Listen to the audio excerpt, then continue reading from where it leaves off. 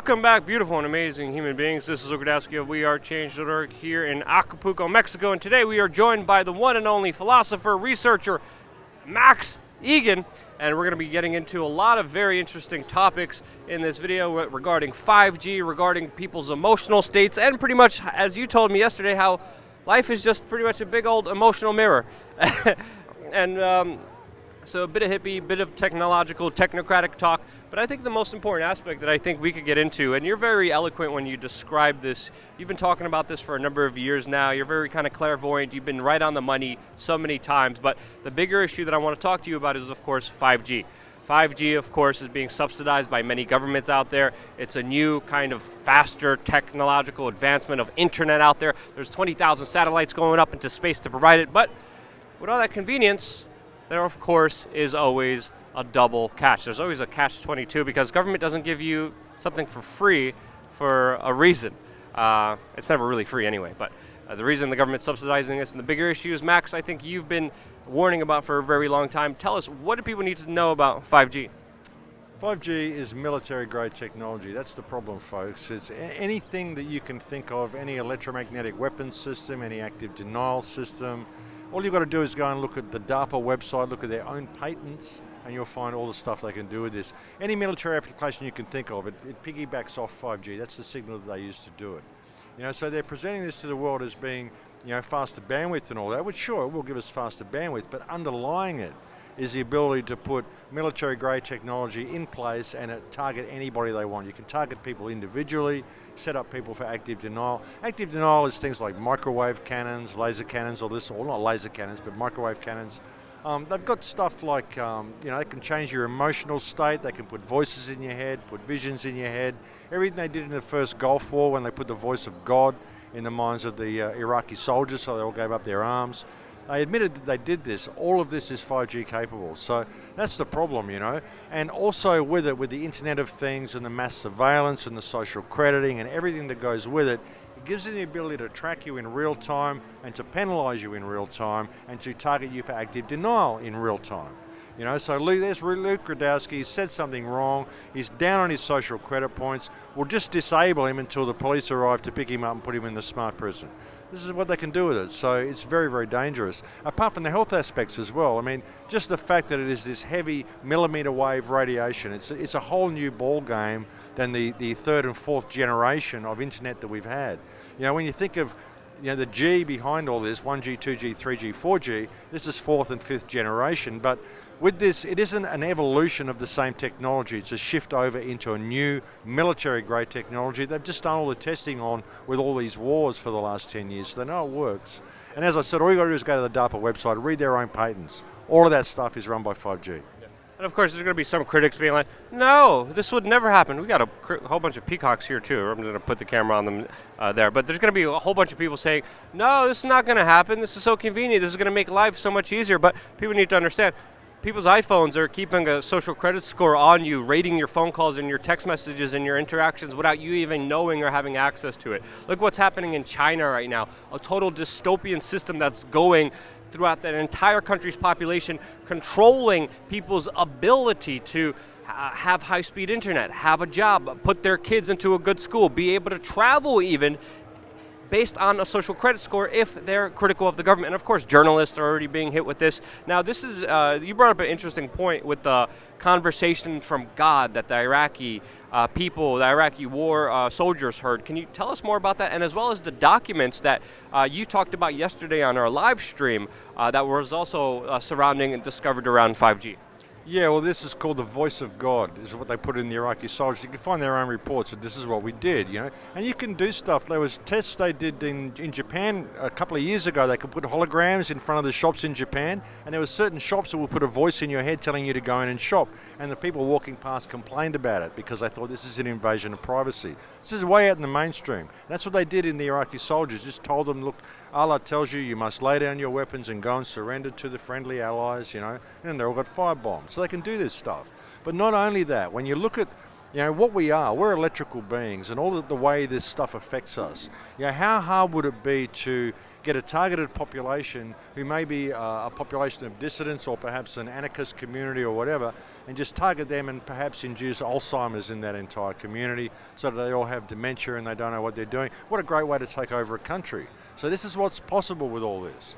You know, they can do everything you can think of. Like I said, go look at the DARPA websites yourself and look at some of the tests they've done, MK Ultra, all these scientific experiments and neurological experiments they do. What's it all for? You know, and they've done all the tests, and now they're putting this blanket system out across everybody for our convenience. You know, and even people who eat organic food and stuff like this, with this radiation that is going out from this, it's changing the cell structure of us, so it's also changing the cell structure of all the food we're eating. You're having, you know, bees and wildlife and all, you know, insects falling off everywhere. People noticing that you're not seeing any bugs on your windscreen anymore, folks. You go out driving at dusk, there's no bugs on your windscreen. Used to be thousands of bugs. Terrible time to go driving because you had to clean your windscreen so much. We don't see that anymore, and people just don't notice. You know, once this food chain breaks down, you know, we're heading into really, really dangerous waters. So people need to pay attention to it. And the government doesn't subsidise something and give you these 5G devices if they didn't want you to have this. And if they want you to have it and they're able to induce certain waves and carrier waves through it and affect your biology, affect your neurology, this is very dangerous. And of course, this is why they're doing it. And people need to be aware of all these surrounding factors around it, because for me, it's not a matter of if, but when. We look at historical record, it's been predominantly governments and mobs and mafias that have been ruining the human experience on this planet, causing a lot of suffering, the kind of vow for power. And with this new technological advancements, they're going to have the ability to have unlimited power and do really, really crazy, sinister things. And why wouldn't a state or a private corporation that profits off usually predominantly your own misery won't do that? The question is it's foolish not to be skeptical, not to look into these things, and the way that this discussion is not even happening, with this just being implemented, especially in the United States, just absolutely terrifying. But anything else you want to say specifically about 5G before we get into the other topic? Anything else specifically you think people should know or can do, even something about this larger topic, other than just move to Peru? Well, it's happening everywhere, I think, but you know, people have to become aware of it, but they've got to stop complying with the system, start pulling away from it, realize that what's happening is there's being a digital barrier is being constructed between us and nature, basically, you know, and they're removing our access. Soon you'll need a mobile phone to get into the park. You know what I mean? Like, you'll need a mobile phone to do everything. They're removing landlines, they're removing newspapers, magazines. All information is becoming digital, which means they can change it anytime they want, rewrite it anytime they want. And you're needing passwords and biometric scans and things to enter buildings. So it's going in a really, really scary direction. If you put all of that in place and you've got this whole digital barrier between us and reality, with the ability to target and disable anybody you want for active denial, this is a very dangerous place. And you have it based on social crediting system. Suddenly you get home and you find that you can't enter your home because of what you said in the park that day. You know, it's pretty scary stuff. So people really need to look at what this is. The best thing we can do is just not use it, not comply with it. Don't shop at Amazon, folks. Don't shop at all these places. I don't own a credit card. I don't have a cell phone. You know, I've never bought anything with a plastic card. I draw money out of the bank and I use cash. Cash is bad enough, but hey, it's better than leaving a paper trail, and it's better than having this device on you that tracks you everywhere you go, listens to everything you do, and relays the messages back to people. Because every third cell tower you see is not a transmitter, it's a data harvester. They harvest all your stuff from your cell phones every time you go past every third tower. That's the way it works. So, you know, they've got tabs on everybody already. They're just putting in this system now where they can just pull the net out and just drag in those people they want, you know? I mean, we have the cell towers and they're, you know, spread out, but the 5G towers are going to be very closely located, of course, in one central kind of location, along major kind of light poles as well, very close to each other. So a lot of room for concern here. I'm always on the very skeptical side, and people need to understand here, the reality of the situation is this is encroaching all around us, and it's really our compliance, our kind of laziness, our foolishness that's allowing this to happen. Amazon is one of them. It's been hard for me not to use Amazon, I'll be honest, because it's so convenient. Oh, one day it'll just be here. But I'm forcing myself to not use them because of just the larger implications. This is a company that's working on artificial intelligence. You know, this is a company, artificial intelligence, extremely terrifying. when you look at the bigger ramifications there. Working on facial recognition AI systems that they give to governments, that they give to local police departments, that they give to ICE. This is a total game changer. Laws in France were just passed where you can't cover up your face anymore because of the bigger revolution that's happening there. It's all encroaching towards less and less and less rights as people are just being inundated with just their comfort zones, just sitting down, being like, oh, it's so convenient. One click of a button, I got my Chinese slave-made goods right here. Oh, what are you gonna do? Oh. And I think the bigger thing that we could get into, and I think it would be very important for me, you to discuss, is of course the bigger, deeper psychological, emotional aspects of this. Because as you were talking about, a lot of people usually try to fill in a lot of empty voids that are usually placed in them by society on purpose through consumerism, through the want of money and the kind of greed of trying to be rich. You have a totally different perspective on this, which I appreciate. I utilize it in my own ways, but one thing you told me, and I want you to go from here, is you try to spend money and you can't. Yeah, it's a difficult thing. Like, how much? So I don't want anything. You know, I don't place any value on money. I mean, it's something we need because we all have to pay to be alive. But there's nothing I really want to buy. If I had a lot of money, I don't know what I'd spend it on. You know, so I tend to give a lot away. You know, and I help people. I build water towers for people and stuff like this. So as much as I try to spend, it just seems to come back to me all the time. It's a freaky thing. And a couple of years ago, I left Australia with $5,000 in my pocket, and I don't use credit cards. And I went away for about 3 months. So I ended up being away for 19 months. I went around the world 2.5 times, and I ended up in Virginia, and I had $130 left in my pocket. So I'd gone around the world for 19 months, 2.5 times on $5,000. You know, and then right when I decided, well, I've only got $130 left in my pocket, it's time for me to book a ticket home. As soon as I booked the ticket, a woman came up to me and said, you changed my life, you saved my life. Last year my husband died, and I was in a really, really dark place, and you saved my life. And she handed me an envelope with $5,000 in it to go home with. So I got home with exactly the same amount of money that I left with. And I'm saying, are you sure? This is a hell of a donation. And she was like, oh no, please take it. And I took it home, and I didn't spend it. I just let it sit in an envelope, and I just didn't spend it. I just thought, this is just too much of a donation that someone gave me. And I sent her an email months later to see, like, how are you? Is it all good? I mean, I've still got this money here. And she was like, no, please have it, you know. But that's the thing, you know, you lose attachment to it. People who are always worried about having no money will find they've never got any money. People who are worried about their health all the time will find that they're always having health problems. You know, if you have no stake in the outcome and you lose attachment to it, life is an emotional mirror, and that's how it works. And I've often spoken about the laws of Dharma. You know, the laws of Dharma, find your path of Dharma. You do the right thing in the right way at the right time for the right reason. And what is right?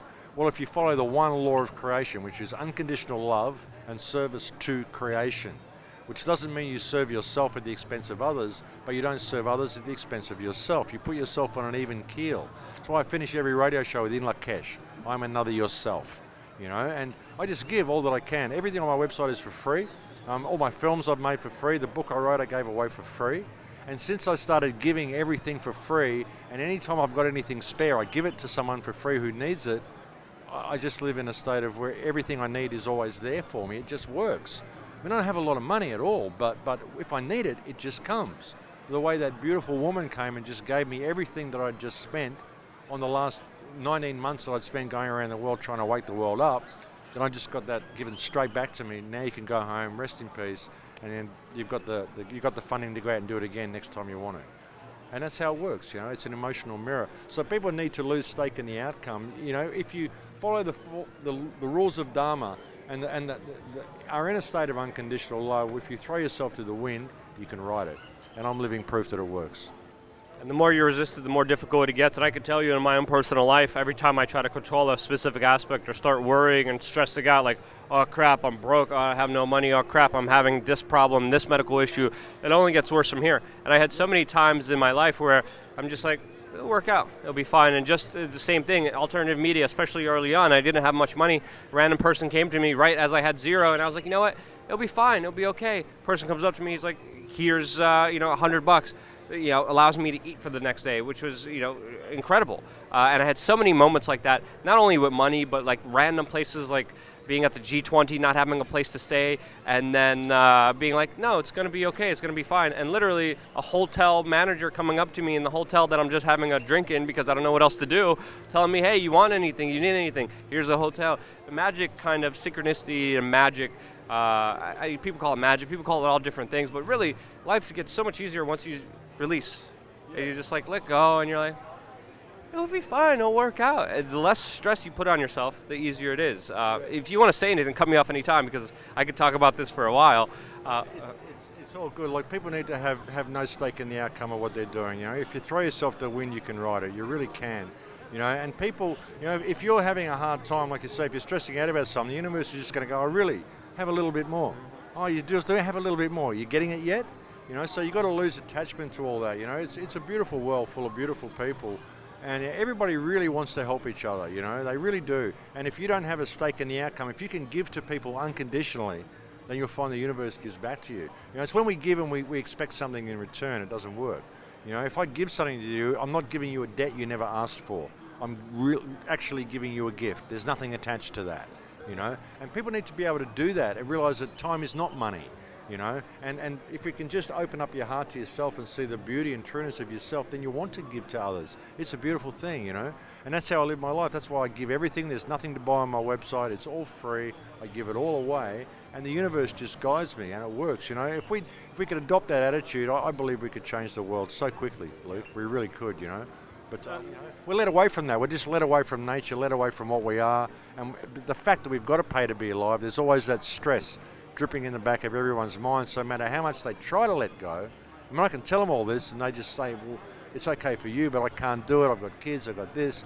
You know, I was never part of that. I walked away from the system early in school and became a musician, so I've never been part of it. So in a way it's easy for me, and I can see that, but I can still see that other people can do this, and I've met other people that have done it. I mean, you're doing it. I mean, it works, folks, it really works. I mean, no one's perfect. We all have our negative sides, and we all have our negative traits that we have to fight through, and it's not an easy fight. One of the things you said to me that really spoke to me is like, when you're giving a gift, you're not giving someone debt that they never wanted, because that's what people do. They're like, oh, I gave you this, now you better do this and this and this. And I used to conduct my relationships like this before until I actually did some introspection, some meditation, had some third-party professional work with me and be like, hey, you're kind of not a good person here sometimes. And I'm like, wow, like I wasn't sometimes, especially earlier on in my life, especially in my teenage years and my early 20s. I wasn't, I see the kind of detrimental behaviors, and we're all, possible of making mistakes, but it's about recognizing them, admitting them to them, and making sure you never do them again, because the way and the philosophies that you speak about are very, very important, and a lot of people are adverse to a lot of this. A lot of people are adverse to this because they don't hear it in the mainstream media. They don't hear it in the schools. They don't hear it in society. And this is an important message that needs to be spread around, because a lot of people are so uncomfortable with even just having free time to think as individuals themselves that they have to drown this out with TVs being on in their rooms all the times. They have to drown this out with radios being on. They have to drown this out with constant noise. They have to drown this out with constantly being on their phone and never having a free moment to even freely think, because of all the horrible thoughts, because of the fear they have in themselves to even critically analyze the truths of this world, which are difficult to swallow. And that's why the 5G industry is becoming as prevalent as they are, because people are like, well, I get faster internet. I could faster distract myself from life and the realities of life and the harder truths of this life and the harder emotions that I haven't processed, and I could just get out of those by just more bull crap. And you're not a part of that system. You're not part of that paradigm, and I always appreciate you, Max, and I always appreciate the time we spend. I appreciate everything you say. Just wanted to say thank you, and deep down appreciate you and your energy and just the person you are, because this is a message that people need to hear. And I had my own faults. I was one of those people. People need to understand. I was literally so traumatized before. I had a hard time not having the TV on constantly, because when I was left with my thoughts, I used to think about traumas or the bigger, darker, horrible aspects of this world that I didn't want to process, and I just kept medicating myself with the subconscious propaganda that's being thrown at me by them. That makes me be like, Oh, but I get it in a day, shipped to me. Oh, but it's going to be so quick to download all my movies and everything else in a matter of seconds. Now with this 5G, it's going to be so great. That kind of ideology is perpetrated by this larger ecosystem, by this larger problem. Sorry, I'm going on a rant. I know I'm supposed to be interviewing you, but I feel so emotionally attached to this because I was at fault, and your words are kind of medicine. They're very medical. Therapeutic in nature. So just again, appreciate you. Wanted to leave you with the last words. If you guys appreciated this video, share it with your friends and family members. But last words, Max, and again, appreciate you very much. Thank you, Luke, very much. Leah, you got to believe in yourself, folks. And as I was saying, if you give a gift to someone and you do it because you want favors from that person, you haven't given them a gift. You've given them a debt they never asked for. That's not a gift, that's poison. You've given something to yourself. If you can give unconditionally, no stake in the outcome. Sometimes I just even pay for the person shopping next to me just because they look like they need some money. So I'll just run their stuff through the checkout and walk away if I can before they even see me do it. And that sort of stuff, it just attracts good. When you do good, it attracts good. So do good, folks, and believe in yourself, because we can all get through this. This whole thing is just an idea that somebody had, and it's time for a new idea. I think it's about to be born.